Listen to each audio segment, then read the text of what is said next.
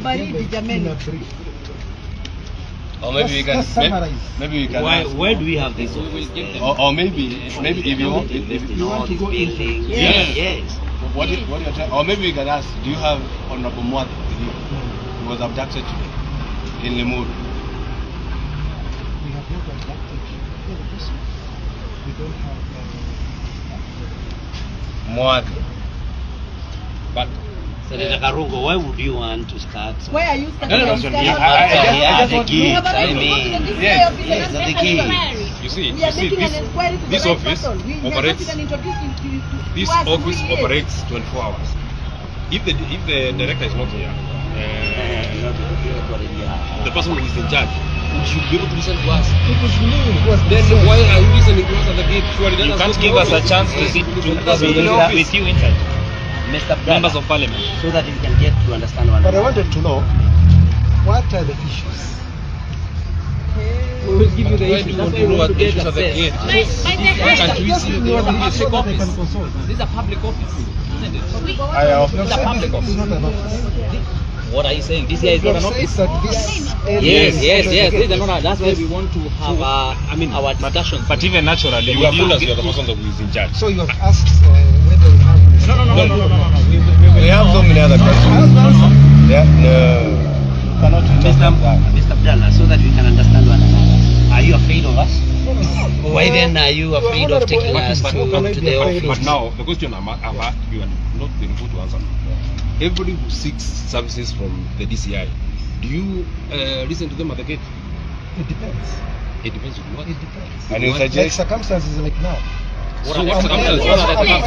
What are the To listen circumstances? to you and answer. At the gate. By the There's no highway. problem. The matatus are hopping here. There's no problem. Why do we have these gates? Just tell me, what do you want? So What is the it- issue? But we have told you we want audience with you in the office if you are the one in charge.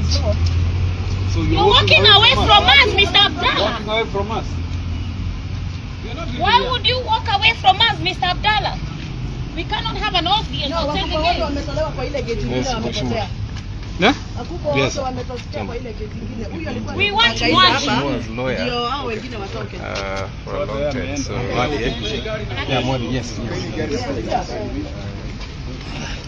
has left. He has left. No, we can do our press here. Let's do a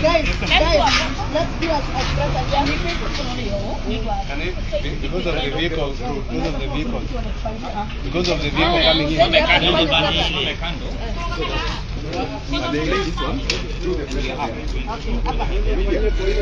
Media, please.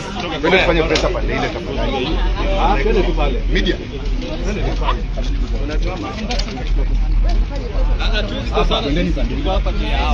Let's do it there, please. Where sir? No, what is wrong? Where sir? What is wrong? Hey, don't stop us. Don't intimidate them. Ndio alikuwa anapiga jezi na risasi.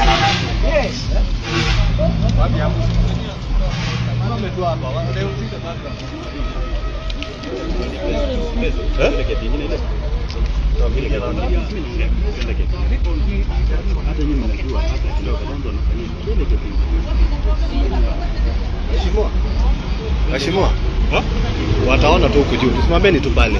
Kwa barabara. Kujeni tu.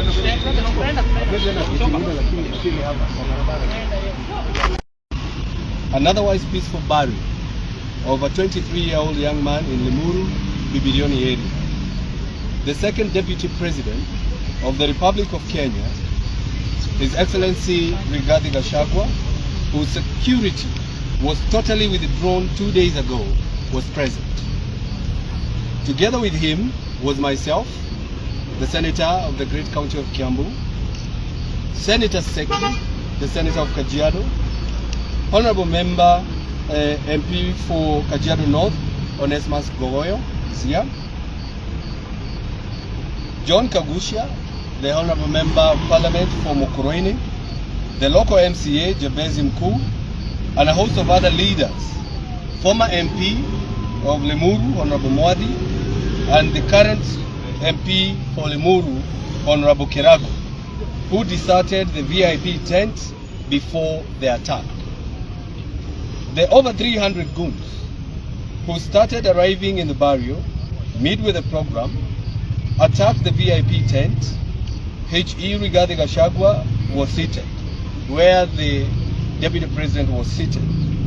They demolished the tent and threw sticks at Rigathi Gachagua, the Deputy President, and his entourage. On exit, more goons attacked Gachagua's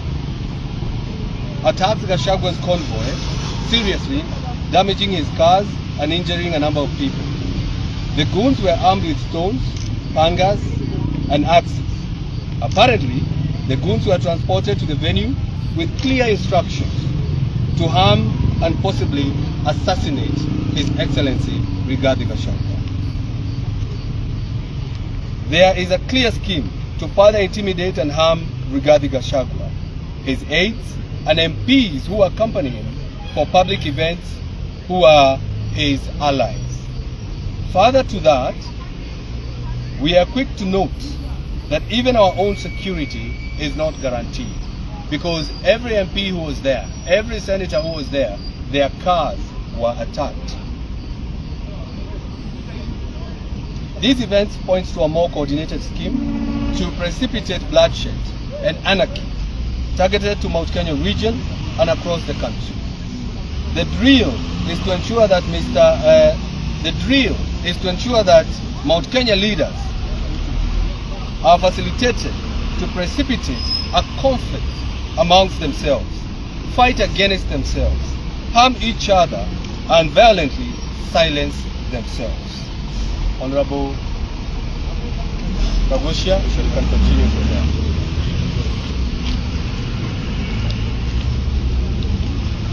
Further to these events, we are worried about the whereabouts of former MP for Limuru, Honorable Peter Mwadhi, who has been abducted by the infamous Subaru cars as he fled from the same funeral. And it's good to note that even the MCA is also suspected to have been abducted as well. And now we are begging the following questions. Why was there no presence of police officers in the event where His Excellency Rigathi Gachagua was attending, and yet he is a VIP in this country who should be protected? Why was H.E. Rigathi Gachagua security withdrawn 2 days ago? Why did our colleague, the MP for Limuru, on Kirago, sit away from the VIP tent, which would later be attacked? Why has Hon Peter Mwadhi been abducted at this particular time? And now here we are, of course, demanding for his release. I want to have my brother here, Honorable Onesmus Gogoyo, read the last part.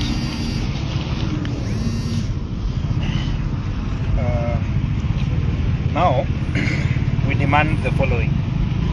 Honorable Mwadhi, the former MP for Limuru, be released with immediate effect. His Excellency Rigathi Gachagua, the second Deputy President, and family be given full security round the clock, and his security be guaranteed as it is in the Constitution and by the state. And this is not a favor, but a constitutional guarantee, and the state is obligated to do so. 3, a full investigation be conducted by the state over the security apparatus and sponsors of the chaos and the mayhem. And we have reported the same matter to the Limuru police station. I personally have reported even to the OCPD, and I have an OB number to that effect. And therefore we ask that let them do full investigation. 4, all events attended by H.E. Rigathi Gachagua be secured without failure. 5, all citizens, including elected leaders, attending events where His Excellency Rigathi Gachagua is attending, be guaranteed of their security. And lastly, the state of lawlessness, which is ostensibly is in an ostensibly state sponsored, be stopped to ensure that the nation does not generate to anarchy.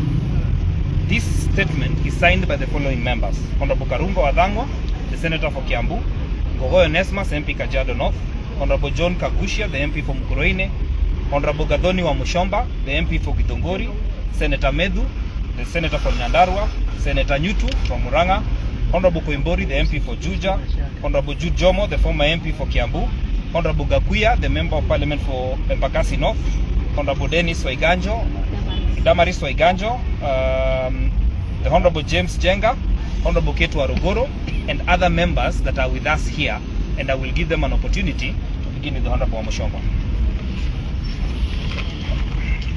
Asanteni sana. We are obviously here at the DCI headquarters outside the gates. We have tried to access the DCI headquarters to have a formal engagement with the concerned authorities, and they have obviously denied us entry. Something that is very, very shocking, that elected members of parliament and senators who have the mandate of the people of Kenya through the power of the vote can be denied to access DCI headquarters at this time to follow up on matters that pertains to people's lives. A missing member of parliament, former member of parliament, a father and a husband and a father of children, it's something that is worrying at this hour. We would want to understand what is going on. Abductions are really back in this country, where people cannot go freely to a funeral and go back home. And this is something we wanted to have a conversations with the in-charge security officers at the DCI. They have started telling us to go to Nyeri, which is our regional headquarter, and I don't think that is procedural for any member of parliament to be denied to access services at any part of this country. Because even if I'm elected in Githunguri, my Githunguri people are also people who live in Nairobi. So I have a reason to come here to the DCI headquarters to represent people from Githunguri who works in Nairobi. So this is absurd, and we can already see what is happening. Abductions are creeping back daily. Our children are being abducted daily. Our leaders now are being abducted, and this is something that we need to flag as Kenyans because it is very, very worrying. The wife to the honorable former member for Limuru is with us here. She's really traumatized. Even, please come here, Mama. Just come around here. Even the children and the grandchildren are here, and family. Please come. Family of Mwadhi and the lawyer to Mheshimiwa Mwadhi. They are here. And they are here to ask the government some questions. What wrong did Honorable Mwadhi do to qualify that kind of mistreatment and indignified manner of arrest? We are told that Honorable Mwadhi's car was badly damaged, and therefore he moved out of his car because it was very windy to a small car, which after 200 meters from where he alighted from his car that was damaged to a small car, Subaru's blocked his car and he was abducted. And right now, the wife is here. She doesn't know where her husband is. The lawyer is here. The children are here. And that is why we came in solidarity to speak on behalf of Honorable Mwadhi. And even that MCA, unajua pahali yuko? Ajulikana pahali yuko mkuu. Nasikia simu yake haipatikani, hata yeye familia haijui ako wapi. Kwa hivyo tuko hapa kuuliza haki on behalf of that father, that husband, and that leader who is missing currently. Asanteni sana. Maybe Mrs. Mwadhi can say something. Thank you. But personally, mine is the disturbance, because when he left the house, he was going for a funeral. And as a leader in Limuru that he has been, he has a right to speak. And he has always been given a chance to speak like other leaders. So why abduct him? What wrong did he commit? And he was not the only one. He was with so many other leaders. So why pinpoint on him? Why abduct him? Where is he? How safe is he? Who can answer all these questions? This is definitely wrong and sad, because if this is what they can do to the leaders, to silence them, to intimidate them, then where are we as common people? Where are we in this country? Mine is a prayer. Release my husband, release the father of my children. They are here, and they have struggled even to come here, because it was a shock even when they got the news. Because all this time he has been in parliament twice. Even when he has not been in parliament, He's very active in Limuru, and I do believe he will continue serving the people of Limuru in many different ways. He will still attend funerals, but you cannot make it so impossible to do public functions. It is not right. So personally, I am not happy. Just before the lawyer speaks, we are live to the information that is coming to us that the young men who are used to cause mayhem in Limuru, who came in masks, carrying pockets of stones and many other crude weapons that they carried, we are getting information, reliable information, that those boys are now headed to Kiambu. And because Kiambu, there is a function that is planned there tomorrow, and there is one of our colleagues who is coordinating that event, the Honorable Mukonji. We are reliably being informed that the guns are being transported in buses tonight to go and cause mayhem in Kiambu. We want to announce without fear of contradiction, this is our country, and we are not going to allow Kenyans to be sleeping in pain and agony. We are not going to allow that we cannot have any farmers meeting anymore because goods are going to be sent by people who feel that they have only one tool left, and that is violence. So whatever is being planned in Kiambu, we are well aware, and we are calling upon the security apparatus to make sure the meeting that is supposed to be happening tomorrow for tea farmers in Kiambu happen under security, and the farmers must be protected to air their views and concerns and give their concerns on the bill that is coming, the tea bill that is coming. There are people who are planning mayhem so that they can pass bills against the people's wish. Let us allow Kiambu 1 minute. But maybe before he comes, if I were to say just one thing before Kiambu comes. Whoever imagines that by instilling fear or by bringing goons and attacking our vehicles, you can see the kind of harm that has been done on the members of parliament who are accompanying the deputy president, Gachagua. They imagine that they will kill our resolve. We shall still continue speaking for our people. We shall be there. We shall not keep quiet. Not even abductions, not even attacks on our own selves or even our own families, or the threats that have been done to us as leaders, or the threats that are being done on the person of His Excellency Gachagua, who will stop us because our resolve is very deep-rooted. The only thing, if the government of the day feels that they really want to stop us, the only tool that is available for them to stop us is a bullet. Let me say something short, that we are very shocked that this is happening to our country. The deputy president, who seems to be their major target, was impeached hardly a month ago, and he's already down. I don't know why they feel so scared by him, but of course we know that their scheme did not work. They thought that once he was down with the impeachment that he was not going to have any influence, and we know that they are scared, they are shivering that the deputy president, second deputy president, continues enjoying massive support with the people of Mount Kenya. We want to tell them that we will not be cowed, we will not be intimidated, and we are ready, and we know that our people in Mount Kenya are being targeted, and that we know for sure.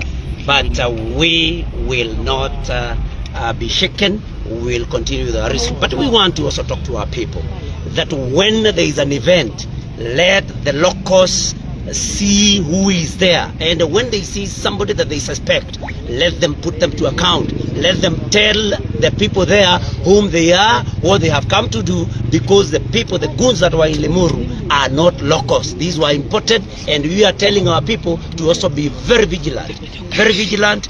Anybody they do not know should actually not be allowed there. And if they want to call that incitement, so be it.